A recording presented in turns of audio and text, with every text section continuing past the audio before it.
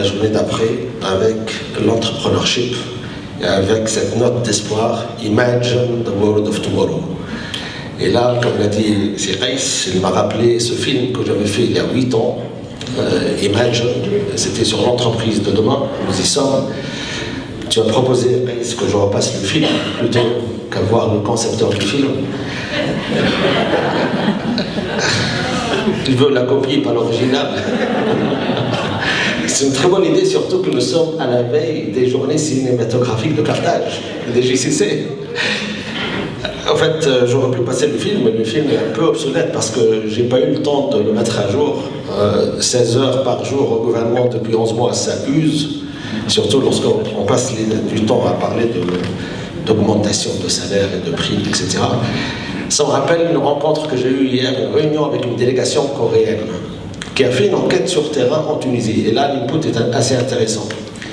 Alors, ils veulent investir dans la technologie en Tunisie. Ils veulent nous aider à créer un moteur de recherche tunisien, ce qui est très très important. Parce qu'aujourd'hui, lorsqu'on fait de la recherche sur Google, qu'est-ce qu'on a sur les premiers écrans des résultats? On a des sites internationaux. On n'a pas les sites tunisiens. On n'a pas le contenu tunisien.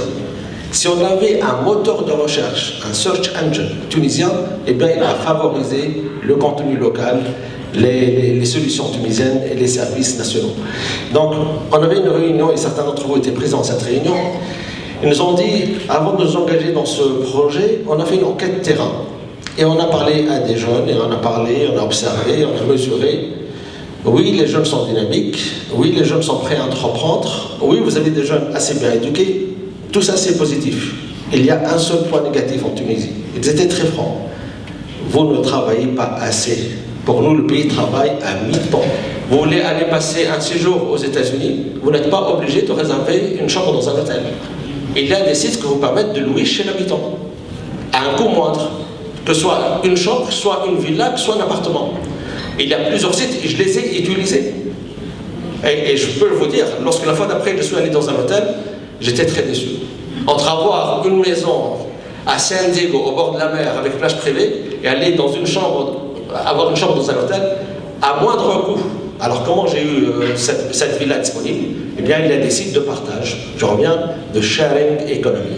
L'économie de partage, c'est peer-to-peer, personne à personne, propriétaire à visiteur.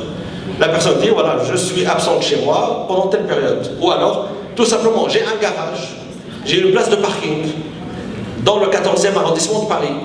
Et cette place de parking, elle va être disponible pendant telle date. Une personne qui cherche à se garer dans ce quartier pendant ces dates peut cliquer, peut réserver, peut payer et c'est fait. Encore, c'est l'économie du partage. Que ce soit pour des chaînes, des séjours de logement, que ce soit pour du parking ou autre chose. Il y a énormément d'exemples aujourd'hui entre citoyen à citoyen, utilisateur à utilisateur. L'interface, c'est des sites web ou bien des applications sur le téléphone portable. Ça, c'est le concept de sharing economy, l'économie du partage.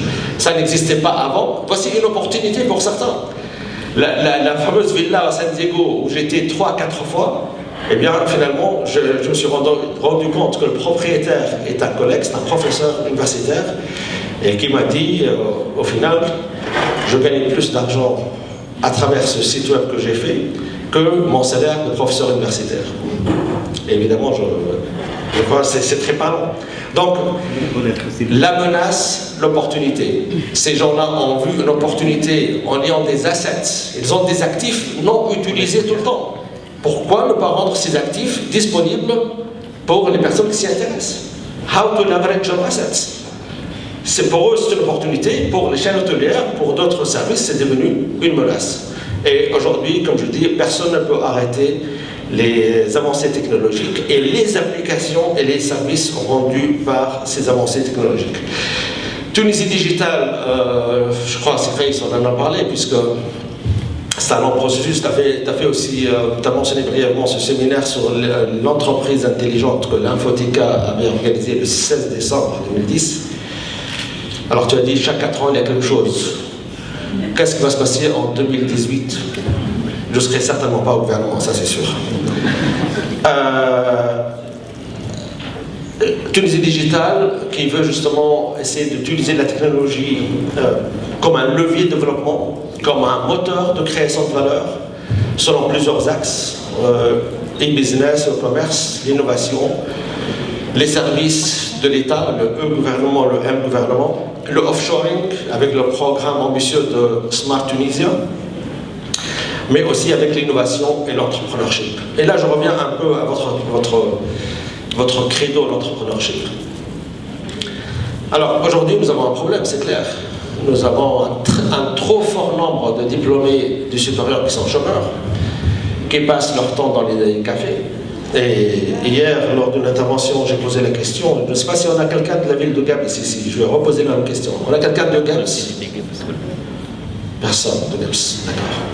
Est-ce que vous savez combien de cafés y a-t-il aujourd'hui dans la ville de Gams? 200, non, pas assez. 300, non, pas assez. 400, pas assez. Eh bien, il y a 500 cafés dans la ville de Gams. Quelle est la population de la ville de Gams? Autour de 80 000. Faites un calcul. Vous allez trouver un café pour moins de 200 personnes.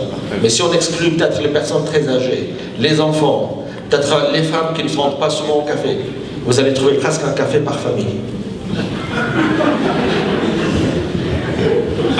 Alors pourquoi a-t-on autant de cafés? 500 cafés dans une ville de taille petite. Pourquoi? Eh bien parce que c'est un bon business d'ouvrir des cafés.